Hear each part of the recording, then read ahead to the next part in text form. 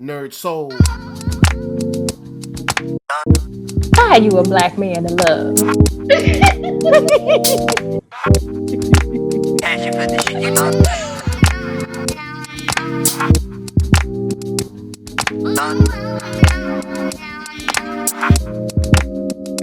Hey y'all, thank you so much for joining us once again for Black Together, a walk in her shoes here on NERDSoul. I am Lisa, known as Lady Lisa to some of you, and I am joined by my sister cousin, former alleged, I'll deny it if you ask me, partner in crime, Cletus to my Cleophas, Kim, aka Madam Buddaphlai. Say hello. Peace, love, and light, everybody. All right. And before we go any further, we'd like to thank NERDSoul for allowing us to be on this platform. Be sure to check out me, Lady Lisa, and NERDSoul on Tuesdays for the original Black Together, the Four Horsemen going at it on Wednesdays for Beats Vibes Life, and NERDSoul and I together again on Friday nights for lounging. Also, make sure to catch the Rent Party on Halloween for cosplay, comics, performances, interviews, music, and much, much more. Again, check that all out on ThatNERDSoul.com. Now, what is in our shoebox today, Miss Madam Buddaphlai? Today we have a Steve Madden knockoff of the Manolo Blahnik Timberland stiletto with no laces. Because we are talking about the Black girl's voyage to womanhood, her development of standards for herself and men, leaving daddy's house, and modern views on sexuality. Whew, that's a lot. Indeed, indeed. That's a whole lot. All right, so where shall we begin? At the beginning, that's a good place to begin. And then there was light.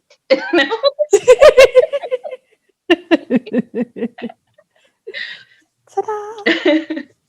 All right, so let's start here. Let's talk about let's pose this question, right? Are little Black girls viewed as and dealt with as women?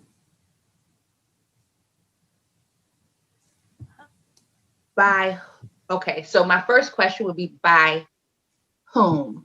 Because my initial thought was yes, but then I wanted to kind of clarify, because I think culturally speaking, within our own family units, yes, Black girls are taught or given responsibility from a very early age to kind of be the second woman of the house, to do to assist in the mothering of younger siblings,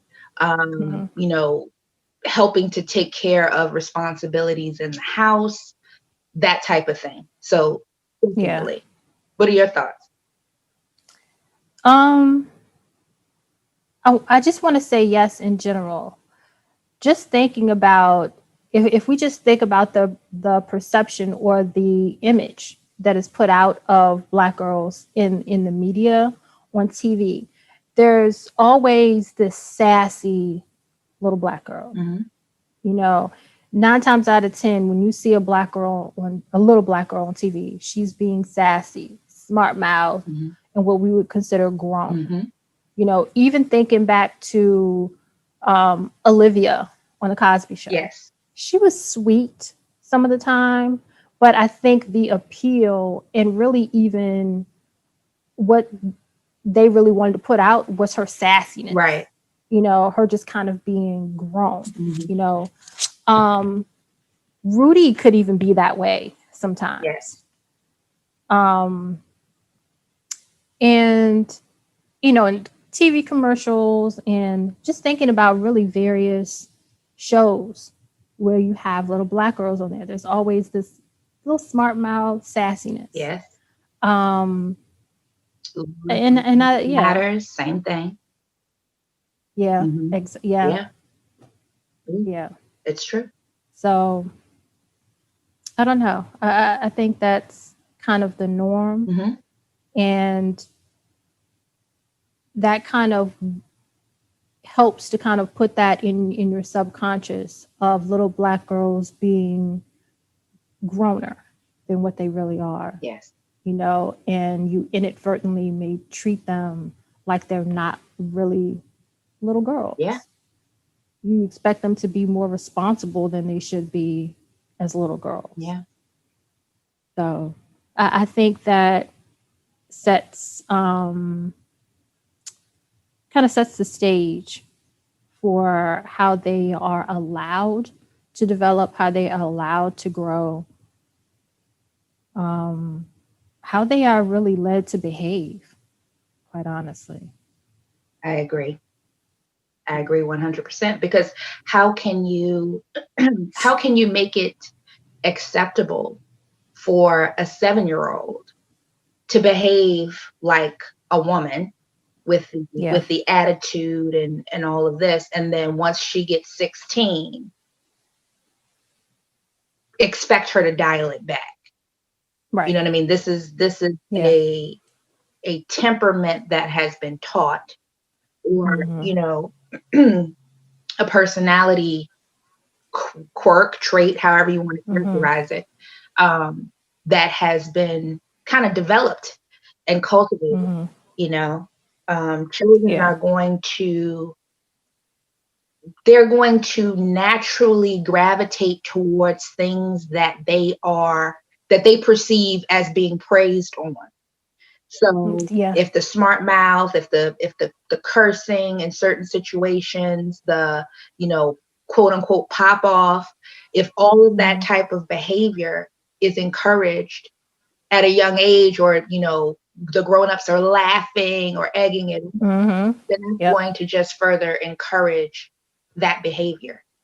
Yeah, I agree. Yeah, and going a little deeper than that, when I think about just our overall experience through the slave trade and being sexualized, not really having that safe space of being a little girl, and our bodies being naturally more curvaceous and that type of thing, at a younger age, being perceived as women, even though we were little girls.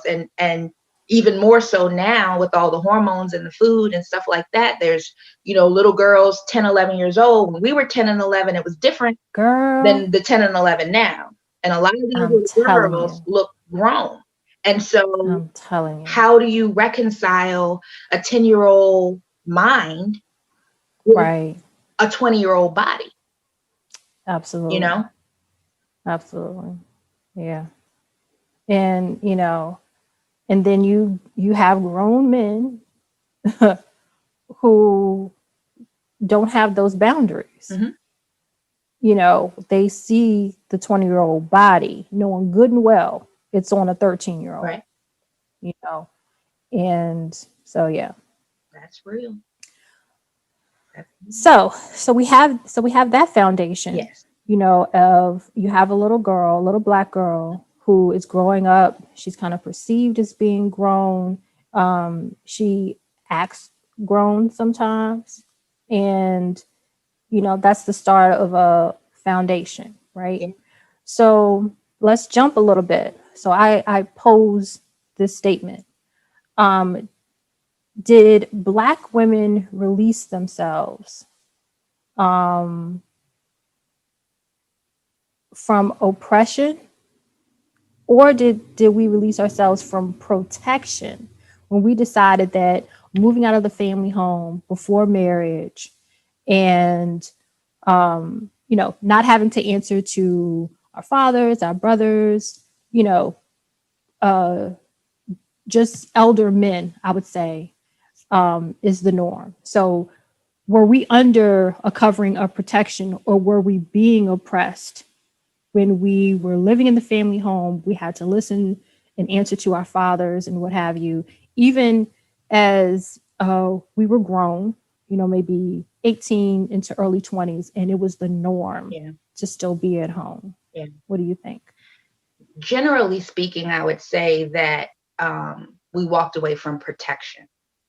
I think that the Black family dynamic of old, you know, it was like, it really did take a village. You know, everyone was kind of involved in the rearing of a child. And what I mean by that is, if you see the child cutting up, it doesn't matter whether it's mama, auntie, grandma, whoever's closest is going to get that child together and tell them what was right, you know? And so from that perspective, yeah, having daddy, having brothers, having uncles, all of that, you know, that was protection to keep those little girls safe in theory, you know?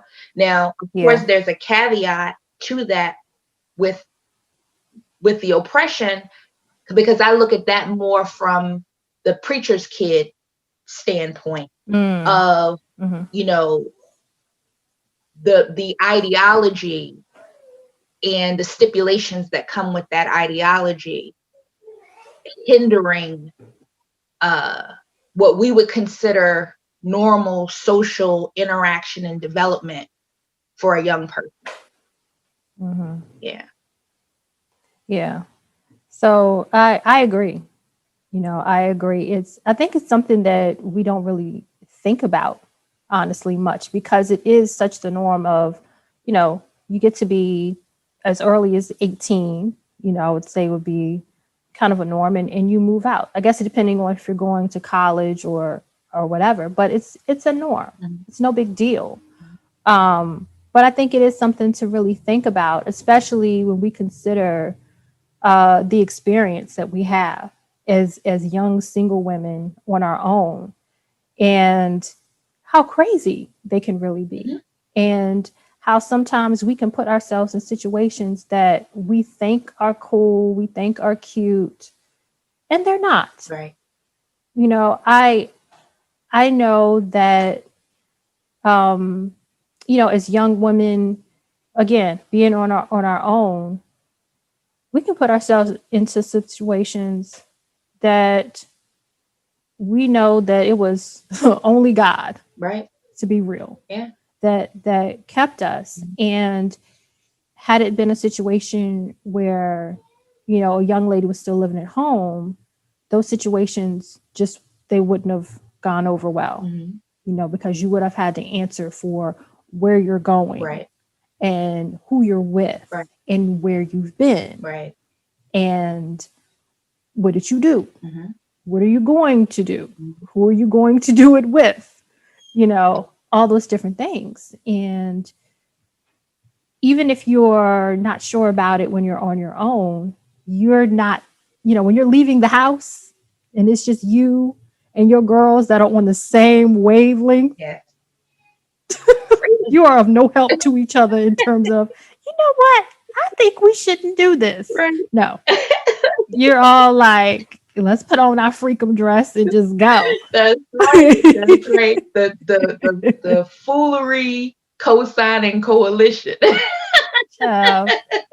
Just three blind mice, boy. It's so true. Oh my God. You know, that's so true. So I don't know. You know, I think it can be, of course, you know, in some situations, it can be oppressive, you know, depending on how strong a hand, you know, there is in the household in terms of the father, uncle, brother, whatever, of course. But in general, the, you know, in and of itself, having someone to answer to and living at home, that in and of itself, to me, is protection. Yeah.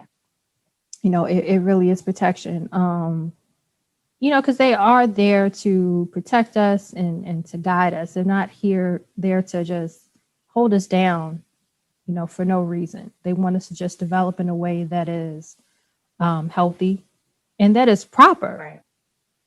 You know. Right. So to kind of roll back a little bit and talk about house rules, because, you know, house rules, of course, play a role in how you carry yourself, decisions you make, and how you behave when you move outside the home. You know, if the house rules are really restrictive, then you're more prone to just bust out. You know, if they're more level and carried out in a manner that's not heavy-handed, Yeah. I think you're more prone to kind of follow those rules, keep those rules, and be more level-headed Yeah. when you move out and have a better idea of what is proper, what is right. Mm-hmm. And something I just thought of, you're probably more prone to uh, kind of refer back to home, call back to home for guidance. Yeah. Because you don't feel like you're going to be judged. Mm-hmm. You don't feel like you're going to, so anyone's going to try to control you. They're just going to give you good sound advice. Right. I agree. Yeah. I think that we definitely, like, from a cultural perspective, we really need to embrace having conversations with our children. You know, Mm-hmm. that's not to say that spanking is unnecessary. You know, Mm-hmm. that's not what the conversation is about. I think that generally speaking, in the black in a black household, it's basically like, do what I said because I said so. Mm-hmm. And that doesn't really give context to the why. You know what I mean? Yeah. And so unless it's something like, don't touch the stove, and you touch the Mm-hmm. stove and you know that it's hot, there could be kind of these more complex or more abstract concepts that the Mm-hmm. parent is trying to protect you from. But because Mm-hmm. it's not being explained in that way, all you know is that mom and dad said no. And so Yeah. as soon as you get a little bit of freedom, you want to rebel against that, not Yeah. understanding the overall message. So I Yeah. think it's important that we have more conversations with our children, explain to them what it is that we're trying to do. And I know that Mm-hmm. sometimes that can be off-putting, because sometimes Black folks, a child just needs to stay in a child's place, and I'm not explaining anything because, my word is final and that's all. Well, if that's how you feel that you need to run your situation, that's all fine and good. I'm just Mm-hmm. offering an alternative, or Yeah. something to add to what it is that you already do. Because if you're Yeah. explaining why you hold the stance that you hold, if you even know, because Mm-hmm. sometimes we just repeat, we're on auto repeat from generations Yep. before, and we don't even know Yeah. why we're teaching certain things. So Yeah. if you know why it is that you're implementing a particular thing, have a conversation with your kids about it. Yeah. And it's funny too, because I feel like, a common conversation or a common tone really when you talk to other, Black kids and their experiences growing up is even when you're being taught a rule of thumb, if you will, it's always from a place of judgment. You're told to do something as if you already did something wrong. When we go in this store, don't you touch nothing. I've never been in the store and I've never touched anything. Like, why do I feel like I'm being judged? Like, Well, I mean, hey, on a side note, that's preparing them for America's justice system. Boom, pow. Uh-oh. Somebody gonna get mad.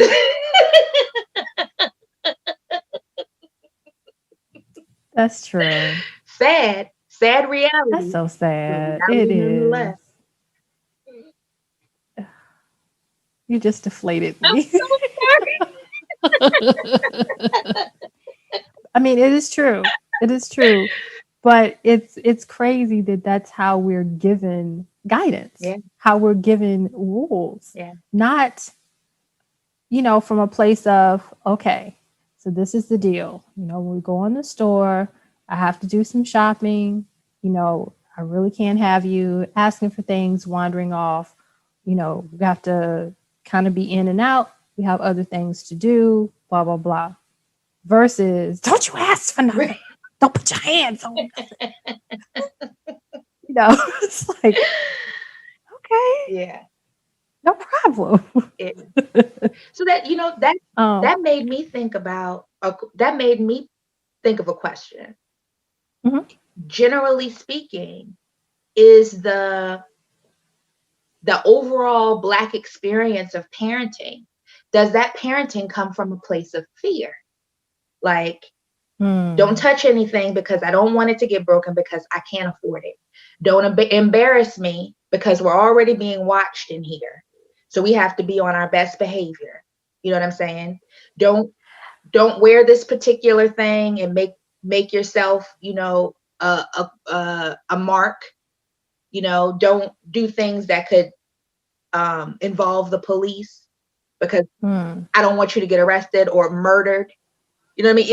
Is it are we parenting from fear, or are we I think it parenting to was. build up? Like, what is that? I think it was. I think you're correct. I think back in the day, I would say, probably, in all fairness, when our parents were growing up, that would be a fair assessment, you know. But I think it got passed on as that's just the way you were treated, and so that's the way you treat your children, and so on and so forth. Because I think if you asked a lot of parents today why they do that, they wouldn't be like, "Oh, because I'm afraid of X, Y, and Z." The answer would be, "Because I ain't got time. I ain't got time to come find you, and I ain't got time for you to be all on the floor. I got things to do. Everybody got time." And that's a whole other conversation because it's like, well, what do you have time for?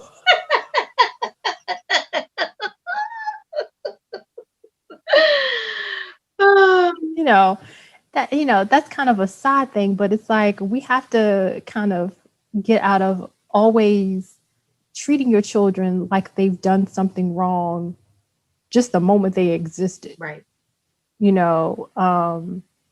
Like everything is on level 9. Right. Yeah. Because I think it makes for very tense, stressed children. Yeah. Quite honestly, they're always on hand, pins and needles. The minute their name is called in the house, it's like, yeah. And there's a difference between what I call a respectful fear, right, of your parents and just straight up terror, scared to death. Right. Yeah. I agree. And I feel like that's how a lot of us have grown up. And I know we're generalizing like all children, but of course that includes little Black girls too. Right. And to kind of be more specific with little Black girls, I don't know if we're really given guidance and rules in terms of how we are expected to behave or how we should expect ourselves to behave. Like if we're giving guidance on what our standard should be in terms of our behavior without it coming out as judgmental.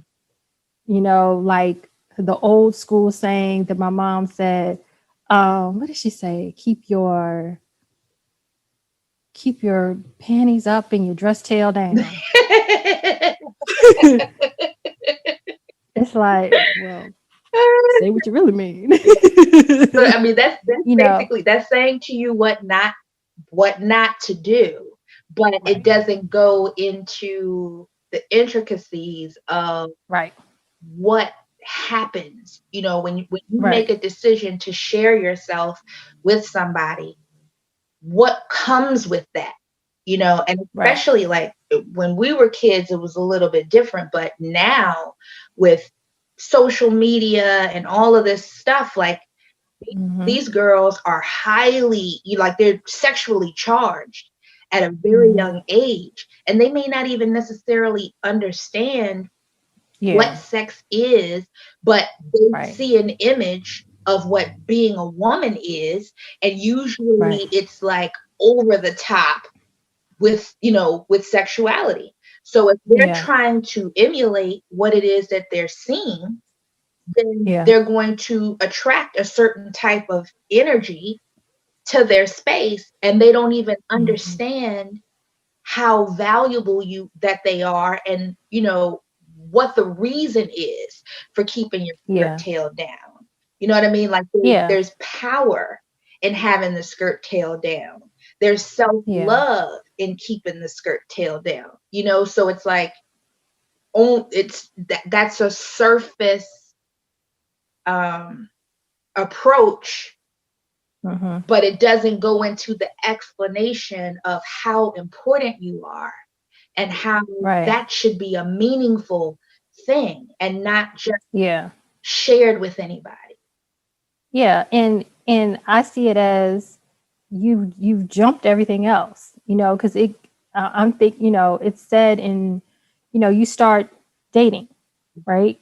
And the call you get out when you're leaving is keep your drawers up and your skirt tail down. But I'm just going to get a soda. How did we get there? You know, so then there's again, it's an accusatory thing. Right. It's not a sit down and explain that, okay, these are the feelings you're probably having. These are the feelings he's probably having. And when you're around each other, these are things you may want to do, but you can't do that. You have to have self-control because of your value and da da da da. And then we get to henceforth, thus and so, keep your drawers up and your skirt tail down.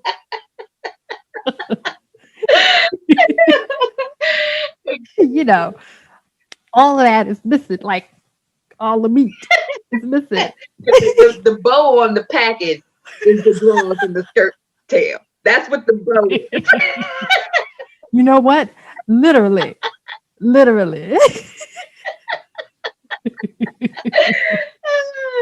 Yeah, I mean, you know, the conversation about what you should expect, how you should expect to be treated by going on a date. Yeah. Like let's take the sex component out of it. Like, are you teaching your little girls that this young man should hold the door open for you? Are you teaching this little girl that this little boy should walk on the, you know, closest to the street? You know, like what has she learned about the value before she goes out there and has to make the decision about keeping her drawers up and her skirt tail down? Because ultimately how she feels about herself is going to determine how long that bow stays on or how quickly it comes off. That is so true.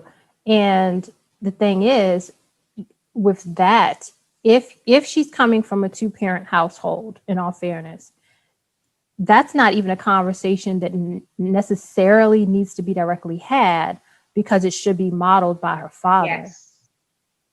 And whatever her father models is what she is going to expect from whomever she's dating. Yes. Now, that could work both ways. That could be a good thing, or that could be a horrible thing. Yeah.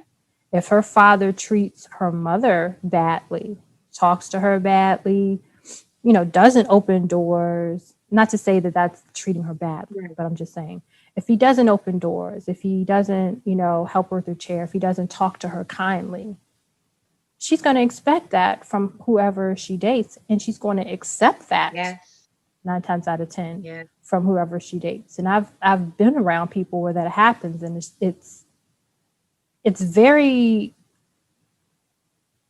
I don't know what the word, it's beyond uncomfortable to be around. It's hurtful to see that interaction, to see, you know, a man speak to a woman in a just really ugly way. And it's like the norm to her. It's like she has no reaction. It's like any other day. But yeah, you learn those expectations. And if you're not in a 2-parent household and you're just being raised by your mother, then how I feel, however she speaks about men, the experiences that she's had with men, the way any man that's around, whether it's her brothers, men she's dating, you know, whoever else, however they treat her and treat the women around is how you're going to expect men to treat you. And I honestly think that most people aren't even conscious of that. For sure. You treat people how you treat them according to whatever relationship you have. Yeah. You know, if your mom and your uncle have a relationship where they're always going at each other, You're gonna think you that's don't know normal. about their contention Right. that they've developed. Right. That's how men talk to women. Right. That's how women talk to men. Right. That's true. It's true. So, And two, when the father is not in the home, um, there's a couple of other things. Well, there's a lot of other things that could take place, but two things that came to my mind was a mother who has a revolving door of men, um, mhm, in being introduced to the children as uncle or whomever, mm, and also if there's just no men around at all, um, yeah, she could then think, well, men don't stick around, men leave. And she may mhm, be more willing to be in a relationship where her partner is not really available to her. yeah, He can dip off mm, for days at a time with no accountability because she doesn't know mm, to call him to the carpet. She knows that it doesn't feel mm, right in her spirit, but she may not mhm. understand what exactly that means because Right. she knows what her normal is, and this looks like her normal. Mm, yeah. And she may, even though it may not feel right, she may, I don't know, develop a thought that this is how it feels. Right, This is how being in a relationship feels. It's tense and it's very up and down. The highs are high and the lows are low. hmm And that's just what it is. There's no joy or contentment in between because you've never seen anybody that you've been around experience that, right. you know? Well, I mean, the old school way, the old school Black culture way is very regimented. Like if you look at, for instance, like Good Times, right? Mm-hmm. You have this strong, aggressive father figure, you know, Mm-hmm. and then you have more of the passive woman, right? Um, Even though I will say I liked on that show that they did show James and Florida being tender with each other, Yeah. but generally speaking, that really wasn't the model, as far as the Mm-hmm. tenderness.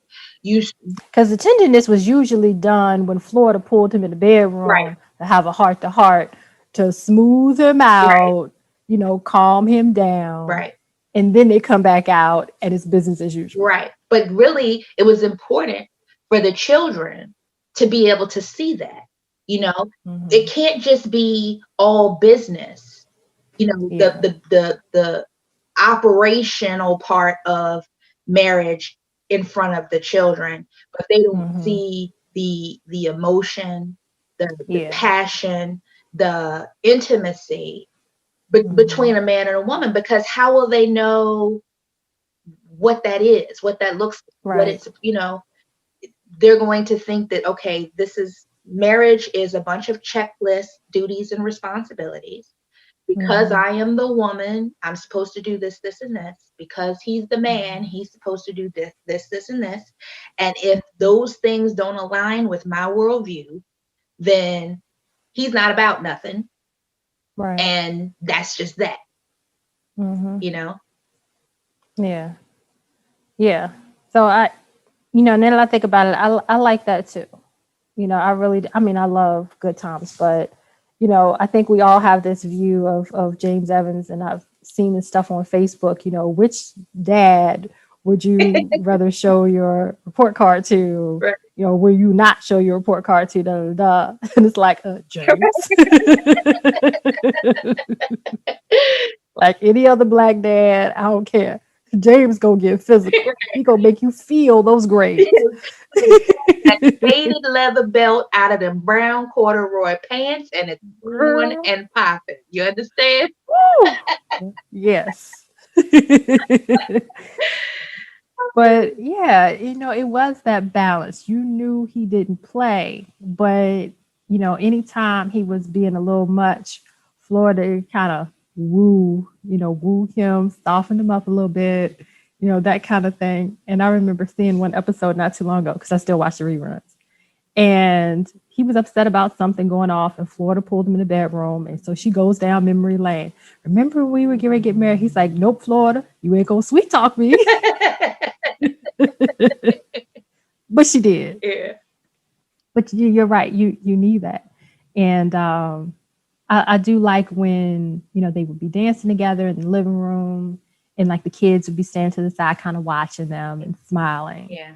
So they had that balance. And so again, without having really conversations, they saw the roles playing out. They got their guidance in their rules, if you will, just from watching. Yeah. You know, they know dad is supposed to provide for the family. Mom is supposed to take care of the household. Dad disciplines. Mom makes sure dad don't go too far. Dad is being a little hard. Mom's gonna kind of step in between, not overrule him, but kind of soften him up a little bit. Yeah. So they get to see how that all works. And it was balanced. Very. You know, to me, it was balanced. Yeah.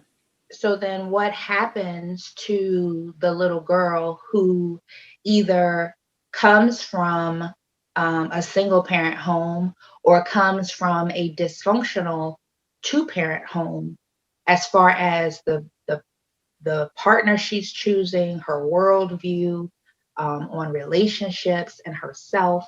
Like, what happens? Because the harsh reality is that there's a large number of Black children being raised in single parent homes. And so all of this information that is being impressed upon them, they're going to go into the world as adults, and what's going to happen? You know, it's like I'm kind of, I guess, going back and coming full circle, because, you know, leaving the nest with those types of things impressed upon your soul, what happens? What behaviors, what ideology is manifested from that type of experience? I'm glad you asked, Kim.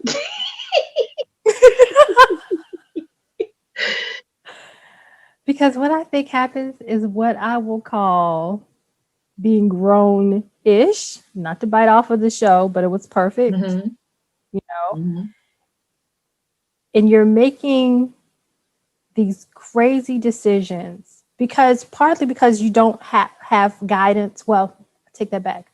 Everybody has guidance, you know, however wrong it is. Right. You're misguided, right? And you're doing it and you're making decisions simply because I'm grown. I'm grown. I could do what I want to do. And it's like, yeah, you can, you know, but it's not right. And it's going to throw you on another path. It's going to stay with you for years. You're going to have to unravel all of this. Yes. You know, so I feel like when you do come from a single parent home or a dysfunctional home, you're going to make decisions based on that dysfunction. Right. And you'll make decisions based on, if it's a single parent home, you're being raised just by your mom as a young Black girl, you can only make decisions based on, again, whatever she's told you, your mom has told you her experiences with men.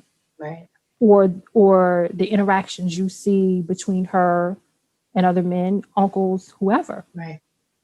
So some of that may be good, some of that may not. Right. But I do feel like, a lot of times we as Black women do go out in this world and we just like, oh, I'm grown. I got my own job. I got my own place. I don't have to answer to nobody. I can do what I want to do. And it's like, but what is it that you want to do? and why. Right. Right. Because there's a You blessing know, and a lesson in accountability. and You know, like yes, thinking that yeah, it's a good thing to not have someone to answer to is a problem. Right? mm-hmm, Iron mm-hmm, sharpens iron, right? So you need to be able to go to mm-hmm, someone who's going to be real with you and honest with you about what exactly you're doing. Otherwise, you're able to go completely yeah, off of the rails, and there's nobody there yep, to help steer you in the right direction. And I think that that's something that's lost yeah, in this new era. You know, the rite of passage, so to speak. You know, the young girls being at the table with older women and having certain yeah, conversations, even if the conversations weren't complete. There was this rite of right, passage that really doesn't happen anymore. You know, there and in a lot of situations it's yeah, like, well, how can it happen? If you're talking about a single mother, she's working maybe multiple jobs to take care of children. At mm-hmm, what point does she have an opportunity to talk to her daughter about womanhood? You know, and what does she know about yeah, womanhood? Because maybe she doesn't know.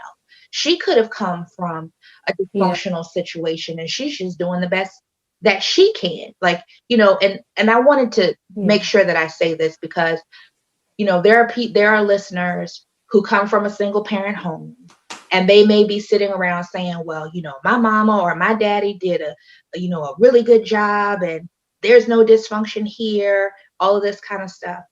What I would recommend that you ask questions about is the creator designed masculine energy and feminine energy to come together to create a life. Okay. The creator decided that those two components were important to pour into this life, into this, or necessary. right, necessary to pour into this new creation. So that doesn't mean that if you're brought into a situation where there's only one component of that you're somehow less than.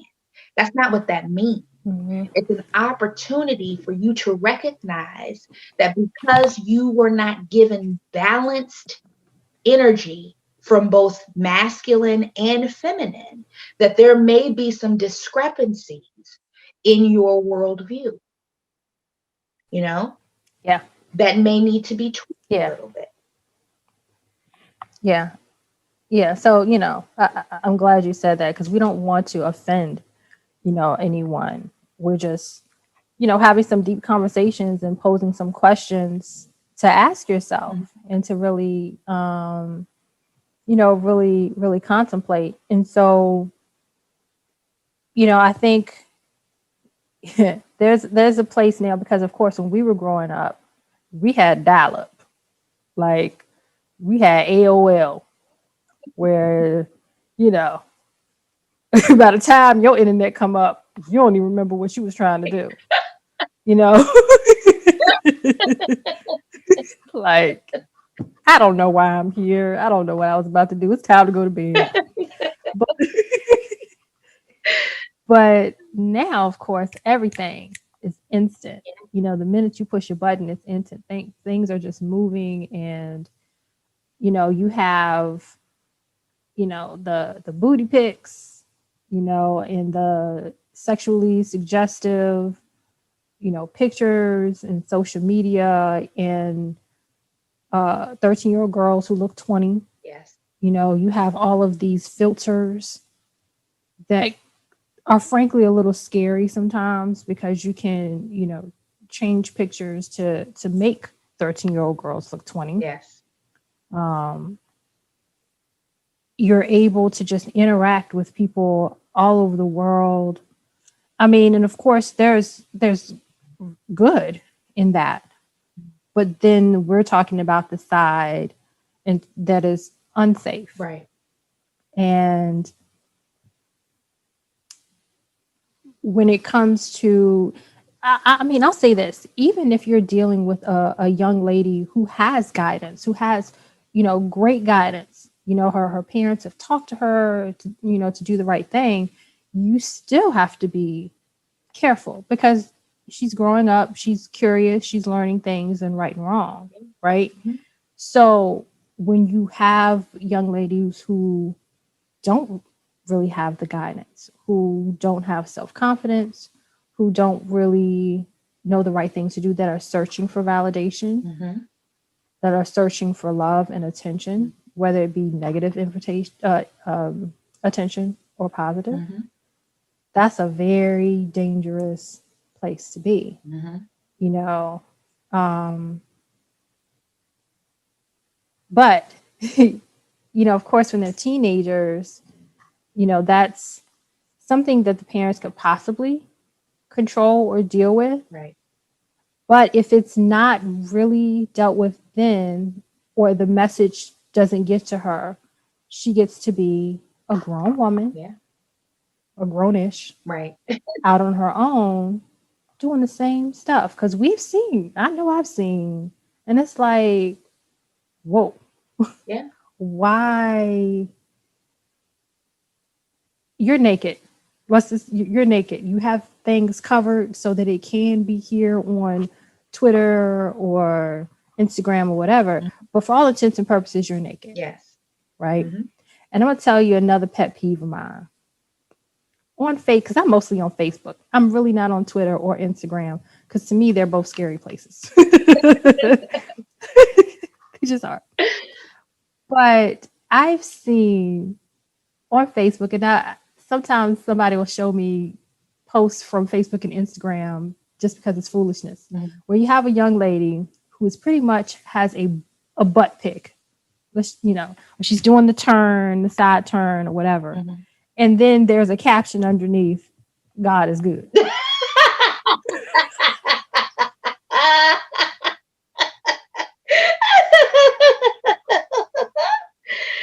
Ooh. Ooh, Ma'am, gave sir. me all this behind.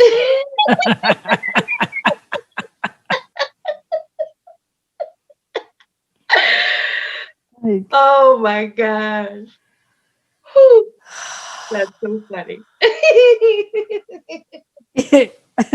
I don't know what to do with that. Like, yes, he is, yeah.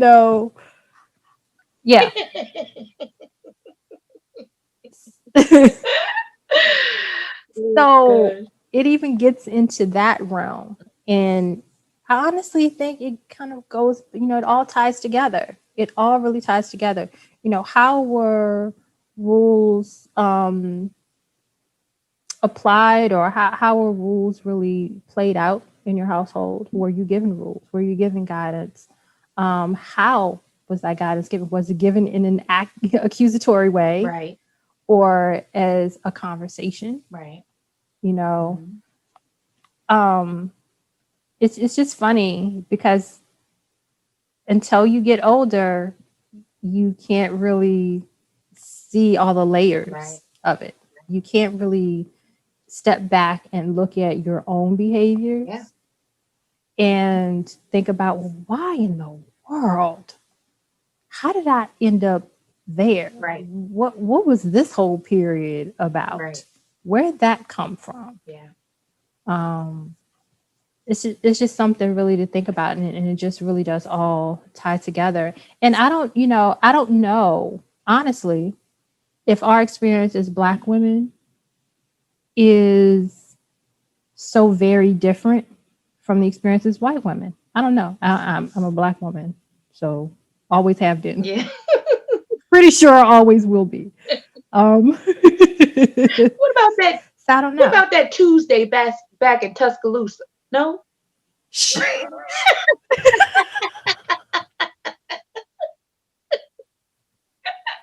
But I ask you to give me accountability.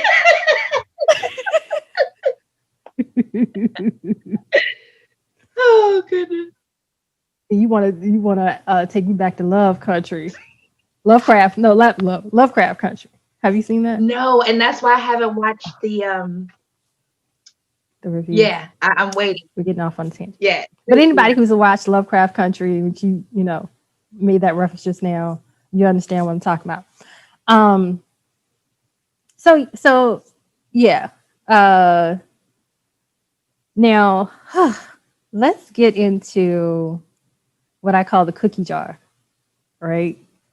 Mm-hmm. Celibacy, 90-day rule, and does anybody even really apply the 90-day rule anymore? Or I'm sure there are people that are practicing celibacy. But I don't know how many people are really applying the 90-day rule. I don't know if I've known anyone who specifically was like, I have a 90-day rule. Yeah, I don't know that I have known anyone either, but I do remember when Steve Harvey's book came out, and you know, there was quite the kerfuffle with Black women, and you know, all of that. So Black men was hot. Yeah. They were hot. I think they want to lay some hands on Steve. But look, okay, so I know I'm gonna get some hate, but I'm gonna say this. I feel like in a lot of ways they should have been upset, and I'm gonna explain why. I'm gonna go ahead and I'm gonna earn these comments, okay? I'm gonna go go gadget mouth. No, so anyway, if you go into a relationship, situationship, interaction with another person saying, I am withholding this, no matter what this is, I'm withholding this as a means to get that. Anytime that you go into a situation like that, that's manipulation, point blank, period. Now, if you're coming from the space of, for my own personal health, wealth, whatever, I'm choosing not to share myself with someone for 90 days because I feel like I need to focus on getting to know that person for the 90 days. And I want to make sure that before I share myself with somebody that I know them. That's a different conversation. But the context from the book, and I still have the book somewhere in here. I do too, somewhere. The context from the book was basically stating that this 90 days is to basically ensure that he's not going anywhere. You know, if he deems you worthy, he's going to give you this, that, and the third, and all of this kind of stuff. So, okay, we're bartering. Is that what we're doing? Like, are you communicating that you have this 90-day rule? Are you just keeping that a secret and seeing what happens? Like, what exactly is going on? Because just based on the context of the book, it seems like manipulation to me.